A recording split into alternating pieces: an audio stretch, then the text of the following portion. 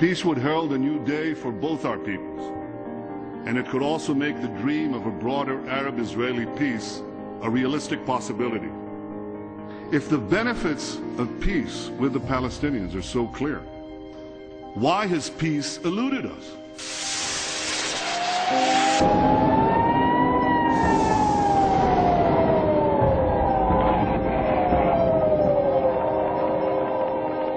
Why has peace eluded us? We've achieved historic peace agreements with Egypt and Jordan, and these have held up for decades. The peace with Egypt and Jordan has long served as an anchor of stability and peace in the heart of the Middle East. We must also find a way to forge a lasting peace with the Palestinians. The Palestinian leadership has recently rejected the idea of direct negotiations, instead spending much of the summer floating the idea of taking the issue of statehood directly to the United Nations. Symbolic actions to isolate Israel at the United Nations in September won't create an independent state. The only way to deliver a Palestinian state, actually on the ground, is through negotiation. Palestinian leaders will not achieve peace or prosperity if Hamas insists on a path of terror and rejection.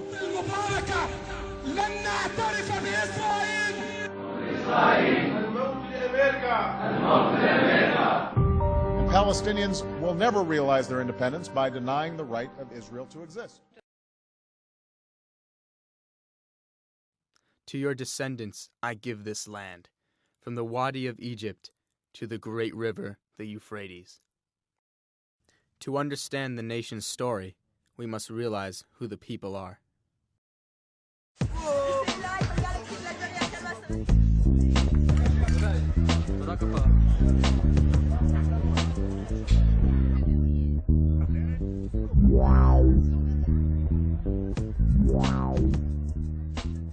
Israel is popular by many diverse cultures, including the Christians and Muslims, but the most populous are the Jews, with each claiming a holy land.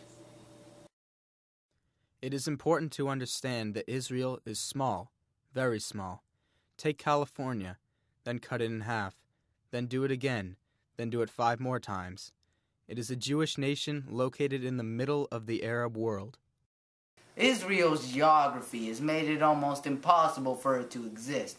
It's centered in the middle of the Arab world, surrounded by Arab nations. You've got Egypt and Iran and Iraq all wanted to get Israel's land for themselves.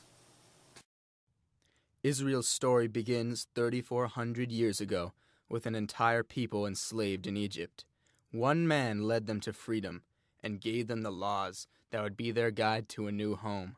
His name was Moses. Moses led the Israelites out of Egypt. Unfortunately, he died on the way, but God's goal was achieved. After 40 years of wandering, the Jewish people finally arrived at the Holy Land. Soon, they elected a king, David, and the land was glorious, as God promised. For the next 1,000 years, the Jewish people were forced to protect it, from Greeks, Romans, Muslims, and Christians. The Jewish people were faced with an impossible challenge, really. They had 2 growing religions, Christianity and Islam, and had to protect them from the 2 of the greatest empires in the modern world. Over the next 1,900 years, the Jewish people were broken up and spread out all over the world, forced to flee the land God promised them. They endured the destruction of their greatest temple, saw the rise of a savior, and were forced to be a third-string, monotheistic religion. And yet this wasn't even their greatest challenge compared to what the 1900s would bring. By the start of the 20th century, the Jews were basically everywhere except the land they were promised. They were in Eastern Europe, they were in the Americas, they were all over, and they were basically persecuted in all of those places. From 1900 to 1930, Jews faced many misconceptions and prejudice. Henry Ford wrote a book blaming Jews for World War I. Heading into the 1930s, the Jews were not a very populous or popular culture, but there was hope. An early version of the UN was in the works with one of their goals to restore the Israelites' land, but it would have to wait, Italy and Germany quickly left the group, and World War II was on. The Nazis essentially had two goals. 1. World domination. And 2. The extermination of all the Jews in the world. Unfortunately, the latter almost became the reality. Led by Adolf Hitler and Nazi propaganda, Germany turned on its own people. 6 million Jews were murdered in the Holocaust. Even survivors had their lives destroyed. But the people would come back stronger. After World War II, there was a big push to aid Jews. Finally, the UN was formed and many Jews were moving to America. Quickly, the UN made the decision to give the Jewish people their own land, as God had promised them. They could not have foreseen the controversy it would inflict. Funding for PBS Kids programming is made possible, in part, through the PBS Foundation, in memory of Winter D. Horton, Jr., whose pioneering role in public television helped guide millions of children on journeys of learning, discovery, and growth. The land they were promised was in the middle of today's Arabic world, and it was no peaceful place. The land was taken from Palestine, an Arabic nation. It's safe to say they weren't too happy. Still, it was an opportunity for the Jewish people to reclaim their promised land. Over the next 40 years, many people moved to Israel. But even that couldn't change the controversy that mars the land to this day. Despite the hardships they endured, the Jewish people are thriving in today's world. There are Israelis in the NBA, Congress, and even the Israeli rap game is on its way up.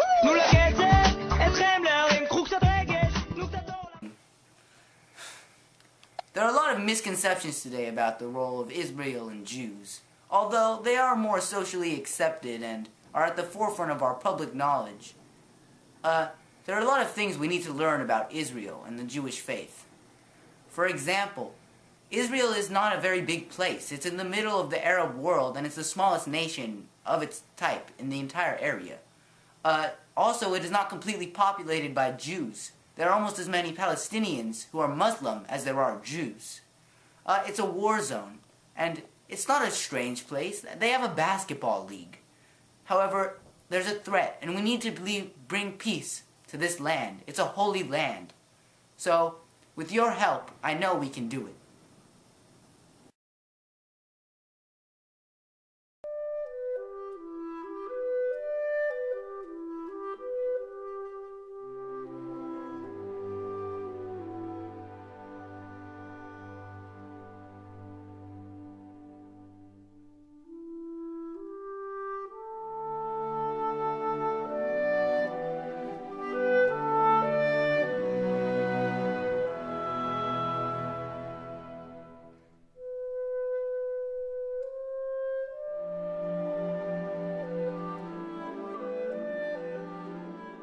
You're on the streets of Palestine in this suburb. It's difficult to find an Israeli citizen, as danger always is involved. But look, there's one. Sir, sir, sir, sir, sir, sir, please, please, please, please, okay. Hashima Messina. No, sir! After months and months of searching, we finally found that one Israeli citizen who dared to go into the suburbs of Palestine. Excuse me, sir. Sir. Sir.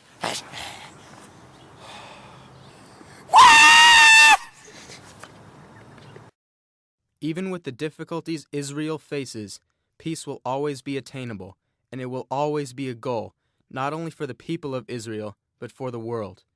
Thanks to programs like the Holy Land Democracy Project, education on Israel is becoming more and more important and often taught in schools. No matter what, peace and democracy in Israel will remain at the forefront of society. Thank you for the interview, Reverend.